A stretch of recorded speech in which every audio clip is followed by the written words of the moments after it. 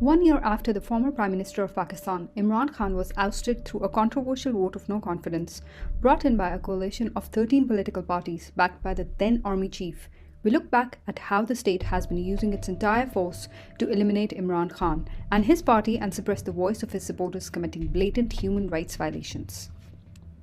On 21st May 2022, PTI's senior vice president Dr. Shiri Mazari was abducted by armed personnel in broad daylight and kept in an undisclosed location for hours. The police manhandled her and took her under illegal detention. PTI opposition leader in Sindh Assembly Halim Adil Sheikh was taken into custody 3 times. He was first arrested from Lahore on 6 July 2022. His house was also raided prior to his abduction. He was again taken into custody on 27 July 2022 and was tortured and manhandled under detention. On 9 August 2022, Imran Khan's chief of staff, Dr. Shehbaz Gill, was abducted by unknown men and detained for days, during which he was stripped naked, tortured, and sexually abused in police custody.